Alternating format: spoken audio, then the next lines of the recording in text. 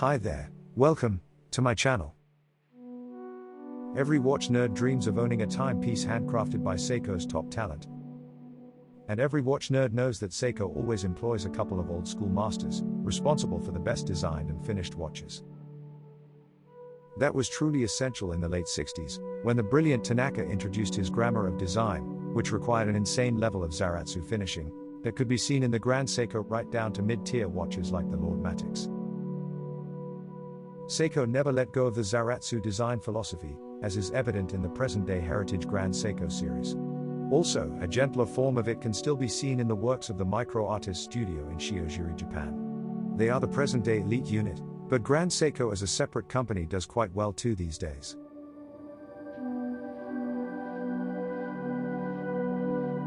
This is all great, but to the hardcore collector it is merely a confirmation of Seiko's dial design genius and case finishing techniques. Just take a magnifying glass to this watch. Have you ever seen such involved dial work?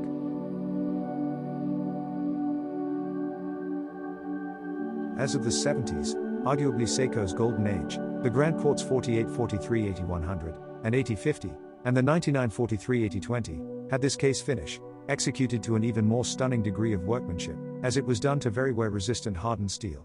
This was labeled HSS in the catalogs. The Zaratsu was, and still is, very impressive. Seiko was able to produce these cases because the Tanaka design was particularly suitable for the hardening and finishing process. It gleams like glass, even after more than 40 years of service. Speaking of service, most of these watches have run to specs all that time.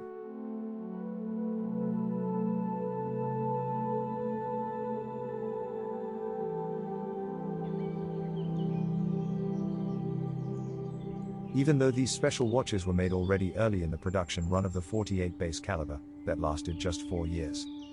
It continued in the late 70s with the 99 Grand Quartz. In 1978, Seiko introduced the twin quartz 9943, ending all of the 48 caliber that year, but not the HSS diamond dust design that was present in the 9943 range.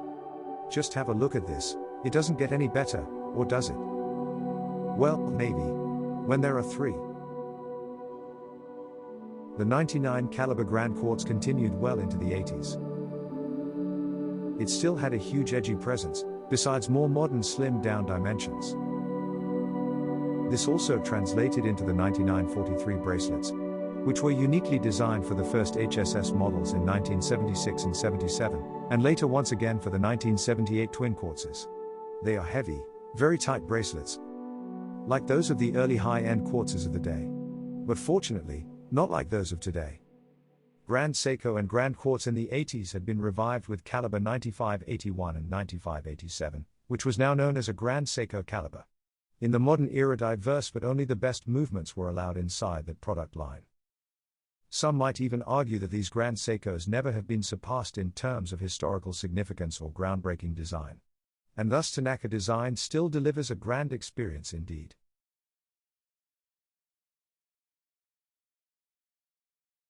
But fortunately Grand Seiko has never felt hemmed in by its legacy, and the 90s saw many experiments, like sporty designs with excellent water resistance up to 200 meters. Also Grand Seiko managed to integrate excellent luminescence into the dial elements and the handset. The dial as a whole has always remained one of the most important features, of course, right next to case design and finishing. It is typical of the 90s that Grand Seiko became a do-it-all go-anywhere watch. With the introduction of the 8J caliber inside, which was produced from 1996 to 2011, with 13 models representing the line. It is considered within Seiko to be one of the very best quartz movements, much better than the well-known 9F and much more stable and accurate. The information coming from internal specs from Seiko in Japanese, on the 8J and 9F movements, is universal, saying the 8J was the last cost be damned very robust movement they did. The internal feeling is that the 9F is less robust, less accurate, less shielded, and, yes, some of them scoff at the lack of an independent hour hand with which one easily adjusts to other time zones on the 8J. Still, a modern Grand Seiko caliber like 9R or 9F has other things to offer. Indeed, many have a see-through case back to show off the decoration of the movement, the spring drive more so than the quartzes. The level of dial work and everything else, of course, always achieves the most insane level of finishing. With a magnifying glass, it is always a pleasure to look at a Grand Seiko dial. And yes, all dust particles are on the glass, not the dial. As much as modern Grand Seiko has in common with its vintage timepieces, there is much that has been improved. Whilst the charm of the early Japan-only models is apparent, it is fair to say that these days Grand Seiko strives for world domination in the field of horology. Okay. Maybe just the West. Anyway. Many collectors will go for either vintage or modern, but looking at this video, one may come to realize that by acquiring both, the evolution and heritage of these timepieces is an important part of the experience. Seiko in the early days already strived for cost-be-damned perfection.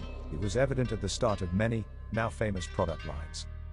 Even Grand Quartz as an intermediate Grand Seiko got its start with the costly Seiko VFA, meaning very fine adjusted.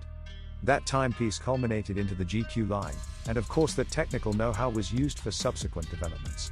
Even the most modern of spring drives has a quartz crystal and a regulator. No, not this one. It's a quartz. But this one with iconic snowflake dial is the next level spring drive. What is certainly not on the next level, however, is dial design. Here it is fair to say that Seiko has never been able to better itself, since the mid-70s. The insane quality has been there ever since. The collector can easily compare, and be amazed.